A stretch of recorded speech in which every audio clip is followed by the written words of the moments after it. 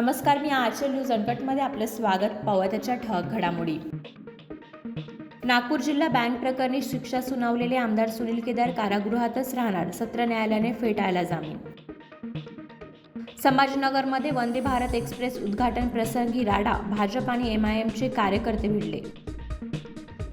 राम मंदिर उद्घाटनावर फारुख अब्दुल्ला यांचे मोठे विधान, म्हणाले प्रभू राम फक्त हिंदूंचे नाही तर संपूर्ण विश्वाचे. संजोग वाघेरे ठाकरेंच्या शिवसेनेत, मावळ लोकसभेवर भगवा फडकवला, उद्धव ठाकरेंचे काम सुरू करण्याचे शिवसैनिकांना आदेश.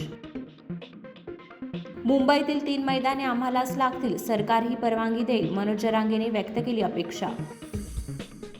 महाराष्ट्राला मिळाल्या पहिल्या महिला पोलीस महासंचालक, रश्मी शुक्ला यांची नियुक्ती. शरद पवार ठाकरेंचे जागा वाटप ठरले, वंचितची बोलणी सुरू, काँग्रेसला फॉर्म्युला अद्याप मिळाला नाही, उद्धव ठाकरेंचे स्पष्टोक्ती. 22 जानेवारीला दिवाळी साजरी करा, घरोघरी रामज्योती पेटवा, अयोध्येतून PM मोदींचं लोकांना आव्हान. फेसबुक आणि इंस्टाग्राम बाबत सरकारचा महत्त्वाचा निर्णय, बदल करा अन्यथा अकाउंट डिलीट होईल.